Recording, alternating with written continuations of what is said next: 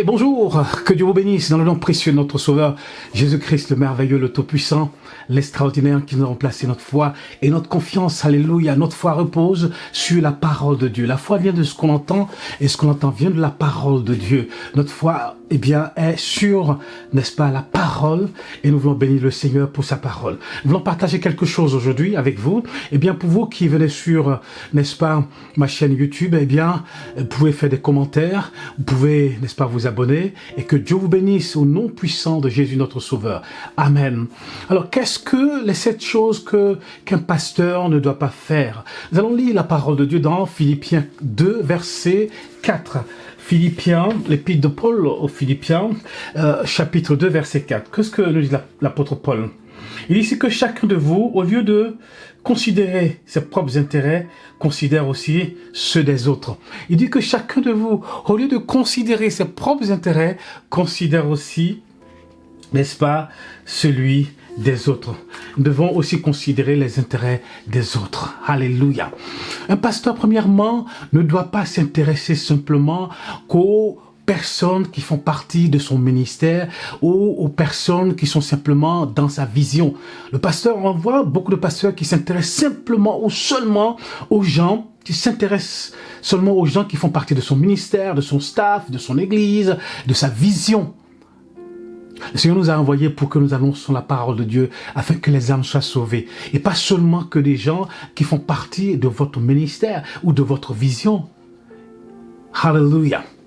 Deuxièmement, le pasteur doit arrêter de penser seulement qu'aux gens de son ministère. Le pasteur doit arrêter de penser qu'aux gens seulement de son ministère, de son assemblée, de sa communauté. Mais si on pense seulement qu'aux gens de son ministère, de sa communauté, et Seigneur nous a appelés à être le pasteur, à être le berger, le berger, n'est-ce pas, aller annoncer la parole afin que les hommes passent de la mort à la vie, des ténèbres à l'admirable lumière. Le pasteur doit être ouvert, afin que les gens partent évangéliser, ouvrir l'église, afin que les gens partent dans les villages, partent dans les villes, partent dans les quartiers, dans les cités, évangéliser, afin que les gens viennent à Jésus-Christ et non pas être fermés sur soi-même dans l'église.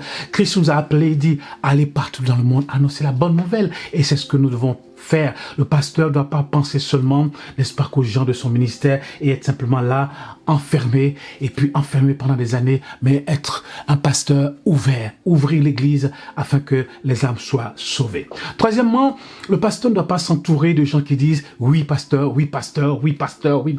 Le oui, tous. Tout le temps, on doit dire oui, mais le pasteur doit aussi se faire entourer des gens qui le challengent, les gens qui sont là pour lui dire, pasteur, tu vois, la direction qu'on est en train de prendre n'est pas la bonne direction. Le pasteur ne doit pas s'entourer seulement que des gens qui lui disent oui, mais des gens qui peuvent l'aider. On est entouré des gens qui sont intelligents, des gens qui sont mûrs spirituellement, qui ont une maturité spirituelle, qui peuvent aussi nous conseiller, des gens qui ont la sagesse de Dieu, qui peuvent aussi nous conseiller, nous aider dans le ministère. Et non pas s'entourer des gens qui peuvent simplement nous dire oui, pasteur, oui, pasteur, oui, pasteur. Troisièmement, arrêtez, n'est-ce pas, de créer d'autres assemblées si on n'a pas solidifié l'église où nous sommes. Vous voyez, des fois on est pressé de créer les ministères, de créer, n'est-ce pas, les campus, de créer les annexes et tout ça, mais on n'a pas solidifié l'église principale. Si on n'a pas solidifié l'église principale, si l'église principale n'est pas encore mûre, n'est pas encore forte, n'est pas encore mature, aller créer encore des annexes, ça va encore créer des problèmes et les gens seront perdus, les gens ne sauront pas quoi faire. Et donc il est important déjà de solidifier l'assemblée, d'enseigner les gens qui sont dans notre assemblée, de les aider à mûrir spirituellement, afin de pouvoir, n'est-ce pas, à l'avenir, ouvrir des annexes, ouvrir des campus et pouvoir envoyer des ouvriers sur ces annexes et ces campus. Cinquièmement, le pasteur ne doit pas empêcher aux chrétiens d'aller dans d'autres conférences, où d'autres pasteurs ou d'autres évangélistes vont venir prêcher. Quelquefois, on s'enferme et on ne veut pas que nos chrétiens aillent dans d'autres conférences pour se nourrir. On pense qu'on a tout ce qu'il faut pour les gens qui sont là, mais il y a plusieurs ministères, Le pasteur qui va arriver, ou l'évangéliste qui va arriver, ou l'apôtre qui va arriver, ou le docteur qui va arriver, ou le pasteur qui va arriver à quelque chose de Dieu à apporter au peuple de Dieu.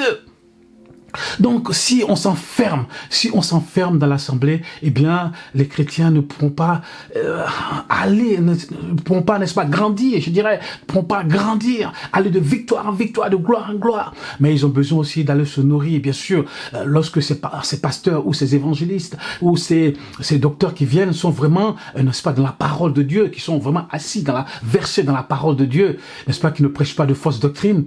Donc, on peut laisser les chrétiens aller se nourrir aussi et non pas simplement les enfermer dans notre assemblée. Sixièmement, le pasteur aussi doit arrêter de penser qu'il est en compétition avec les églises qui sont autour de lui. On n'est pas en compétition. On n'est pas en compétition. Nous servons le même Seigneur, nous servons le même Maître, nous servons le même Dieu, le Père, le Fils et le Saint-Esprit, et nous sommes au service de Dieu. Donc on n'est pas en compétition avec les pasteurs qui sont à côté de nous. On n'est pas en compétition avec eux, qu'ils soient baptistes, qu'ils soient pentecôtistes, qu'ils soient luthériens, On n'est pas en compétition avec eux. Nous sommes dans le même service et nous servons le même Seigneur, nous servons le même Dieu. Alléluia. Donc nous devons, n'est-ce pas, être des frères. Il doit y avoir une entente et travailler ensemble pour que le royaume de Dieu avance, pour que le nom de Jésus soit proclamé, pour que le nom de Dieu soit célébré et proclamé. Alléluia. Septièmement, le pasteur doit arrêter de penser que son rhéma ou ses idées sont au-dessus de la parole de Dieu. Quelquefois, tellement on veut être des enseignants, on veut sortir le rhéma. Et voyez-vous, on pense que notre rhéma est au-dessus de la parole de Dieu. Eh bien, notre foi, repose sur la parole de Dieu. Le pasteur peut avoir le rhéma le plus puissant du monde, mais c'est la parole de Dieu qui a le dernier mot. Le pasteur peut avoir les idées les plus extraordinaires du monde, mais c'est la parole de Dieu qui a le dernier mot. Alléluia. Donc le pasteur doit comprendre cela. Amen. Eh bien, que Dieu vous bénisse. Si vous êtes un serviteur de Dieu, ouvrez votre assemblée. N'enfermez pas les chrétiens. Ne vous intéressez pas simplement qu'aux chrétiens de votre assemblée. N'est-ce pas? Ne vous entourez pas simplement des gens qui disent oui, oui, oui. Ne soyez pas en compétition avec les églises qui sont autour de vous, que votre rhéma ne soit pas au-dessus de la parole de Dieu. Vous devez comprendre que vous êtes simplement un serviteur de Dieu, et vous avez besoin des autres. Et comme le dit la parole de Dieu ici dans l'épître de Paul aux Philippiens, il dit ici que chacun de vous, au lieu de considérer ses propres intérêts, considère aussi ceux des autres. Ayez en vous les sentiments qui étaient en Jésus-Christ. Ayez les sentiments qui étaient en Jésus-Christ. Alléluia. Alléluia. Alléluia. Nous devons avoir les sentiments qui étaient en Christ. Et considérer les intérêts des autres. Alléluia. Et non pas seulement nos intérêts. Que Dieu vous bénisse dans le nom précieux de Jésus-Christ, notre Sauveur. Amen et Amen. God bless you. Amen.